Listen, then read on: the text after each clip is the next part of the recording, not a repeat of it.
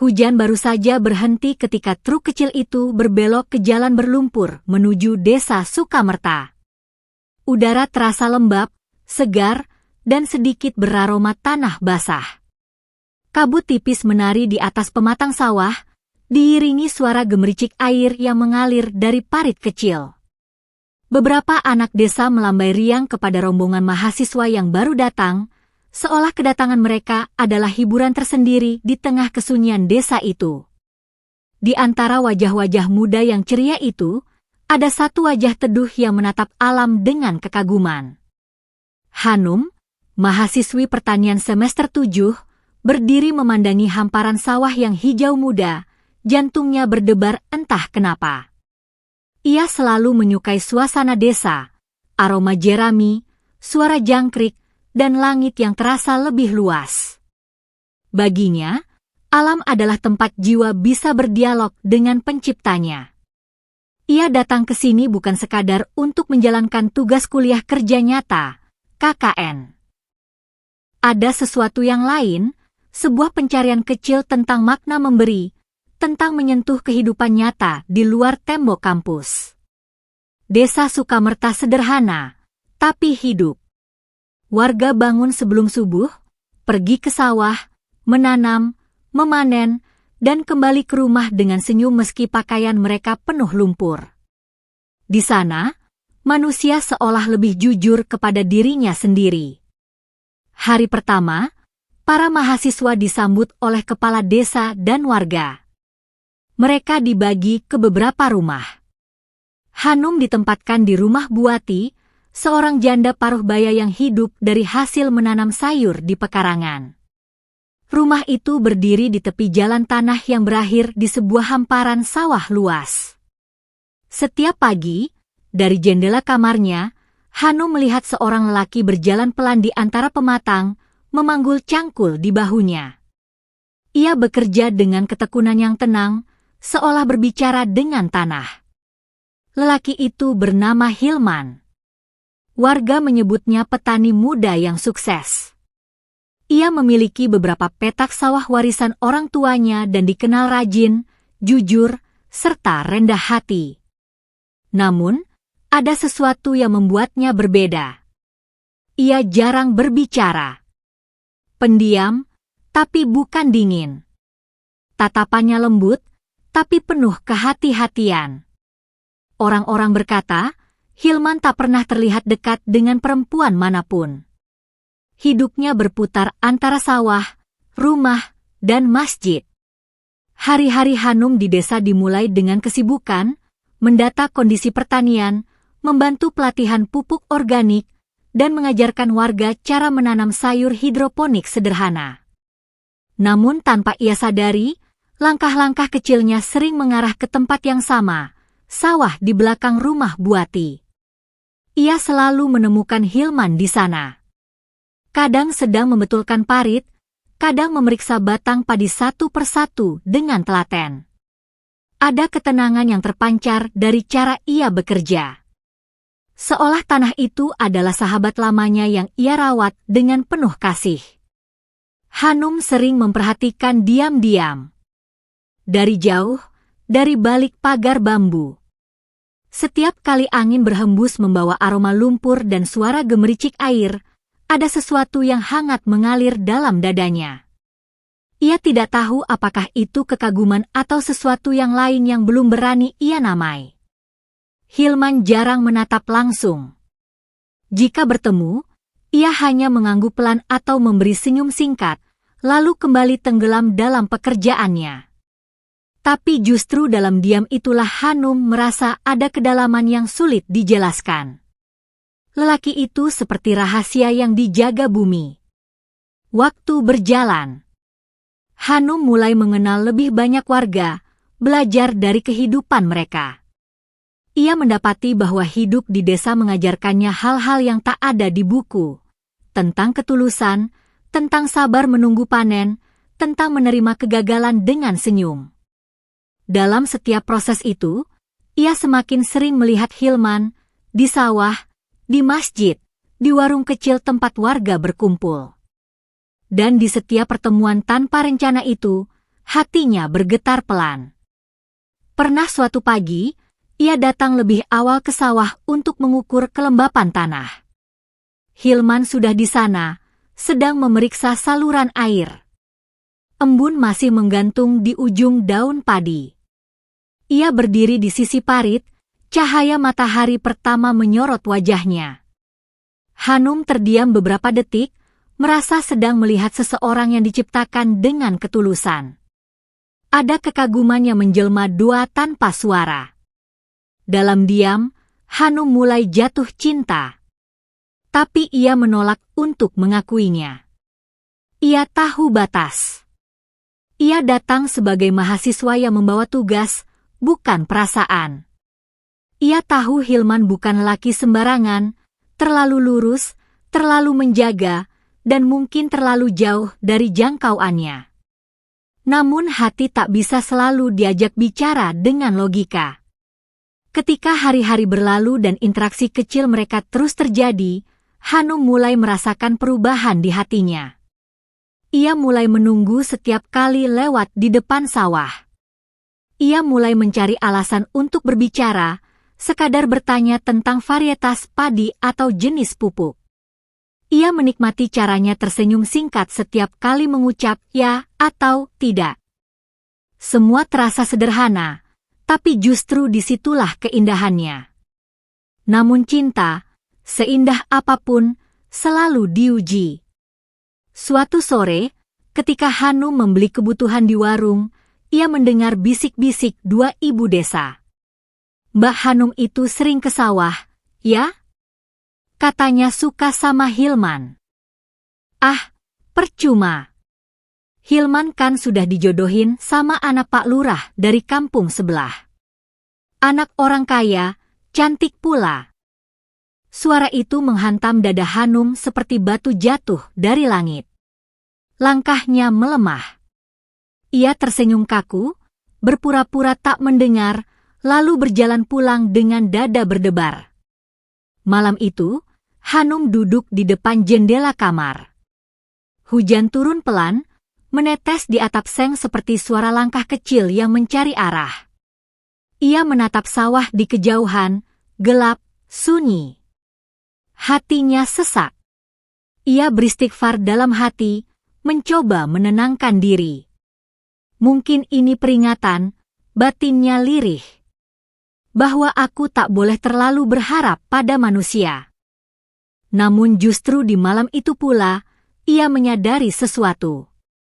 Bahwa meski ingin melupakan, bayangan Hilman tetap hadir di sela-sela doanya. Beberapa hari berikutnya, kabar tentang perjodohan Hilman dan anak Pak Lurah semakin menyebar. Hanum memilih menjauh. Ia jarang keluar rumah, menyibukkan diri dengan laporan dan data penelitian. Tapi alam selalu punya cara mempertemukan dua hati yang saling menahan. Suatu sore, saat Hanum duduk di beranda menulis, langkah berat terdengar dari arah jalan. Hilman datang membawa beberapa batang bibit padi unggul. Wajahnya teduh, pakaian kerja masih basah oleh lumpur. Ia meletakkan bibit itu di depan Hanum. Untuk penelitianmu, katanya singkat. Hanum mengangguk pelan, suaranya nyaris tak terdengar saat berterima kasih. Ia ingin bertanya tentang kabar yang ia dengar, tapi lidahnya keluh. Ia menunduk, berusaha menahan air mata yang mulai menggenang.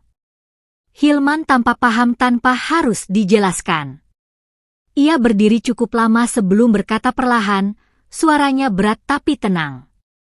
Aku tidak dijodohkan dengan siapapun. Mereka hanya berbaik hati ingin mengenalkan. Tapi aku menolak, karena belum waktunya. Aku masih belajar menata diri. Setelah itu, ia pergi tanpa menoleh. Tapi kata-kata itu menggema di dada Hanum lebih lama dari yang ia duga. Ada sebersit rasa harap dan debar hangat yang menelusup ke dalam dadanya atas perkataan Hilman. Hari-hari KKN mendekati akhir. Persiapan acara penutupan sedang dilakukan. Hanum menjadi penanggung jawab kegiatan. Cuaca yang semula cerah tiba-tiba berubah. Hujan turun berturut-turut selama 3 hari. Sawah tergenang, jalan menuju balai desa rusak. Acara terancam gagal. Hanum merasa bertanggung jawab. Ia menolak menyerah. Bersama warga, ia bekerja keras menyiapkan tempat meski dalam keadaan hujan dan angin kencang. Malam itu, ia ikut membantu memasang tenda di halaman balai. Dalam gelap dan basah, Hilman muncul, ikut membantu tanpa banyak bicara. Ketika tenda hampir selesai, angin tiba-tiba berhembus kencang. Salah satu tiang tenda roboh. Dalam hitungan detik, Hanum yang berdiri di dekatnya tak sempat menghindar. Namun sebelum tiang itu jatuh menimpa kepalanya, Hilman melompat refleks, menarik tubuhnya ke tanah. Tiang jatuh keras di samping mereka. Hujan mengguyur deras. Hanum tertegun di pelukan Hilman yang hanya sekejap lalu seolah tersadar langsung Hilman lepaskan, namun cukup bagi Hanum untuk mendengar detak jantungnya yang cepat. Ia ingin berkata sesuatu, tapi yang keluar hanya isak kecil. Darah menetes di bahu Hilman, tapi lelaki itu hanya tersenyum singkat, seolah luka itu tak berarti apa-apa dibanding keselamatan Hanum. Dalam diam, Hanum tahu, ia mencintai lelaki itu lebih dalam dari yang ia sadari. Tapi cinta yang lahir dalam ridha Allah, hanya bisa disampaikan dengan cara yang diridainya pula. Maka ia menyimpan perasaannya rapat-rapat, seperti tanah menyimpan benih sebelum waktunya tumbuh. Acara penutupan berjalan sederhana namun hangat. Warga datang membawa makanan, anak-anak berlari riang, lampu minyak menerangi ruangan. Hanum berdiri di depan, memberi sambutan dengan suara bergetar karena haru. Di sudut ruangan, Hilman berdiri tenang, menatapnya dari kejauhan. Tak ada kata yang terucap, tapi pandangan mereka bertemu, dan di sana terselip doa yang sama. Semoga Allah menjaga rasa ini dalam kebaikan. Malam itu, setelah semua selesai, Hanum berjalan sendiri ke tepi sawah. Langit terang oleh bulan. Angin malam lembut menyentuh wajahnya. Ia tahu, besok pagi ia akan kembali ke kota. Perpisahan itu tak bisa dihindari. Hilman datang tak lama setelahnya. Mereka berdiri berjarak, di bawah langit yang sama, tapi hati mereka berdekatan. Tak pernah ada kata cinta terucap di antara mereka, karena mereka paham bagaimana menjaga hati. Namun mereka seolah bisa meraba perasaan satu sama lain. Hilman menatap hamparan padi yang bergoyang pelan, lalu berkata tanpa menatap Hanum, cinta itu seperti menanam. Tak bisa dipaksa tumbuh sebelum waktunya. Tapi jika tanahnya subur dan niatnya benar, Allah akan menumbuhkannya dengan indah. Hanum menunduk, merasakan air matanya jatuh perlahan. Ia tak menjawab, hanya berdoa dalam hati agar kalimat itu menjadi janji yang kelak ditepati oleh takdir. 2 tahun berlalu. Waktu berjalan seperti arus air yang tak pernah berhenti. Hanum kini bekerja di Balai Penelitian Pertanian di kota. Hidupnya stabil, tapi ada ruang sunyi di hatinya yang tak terisi.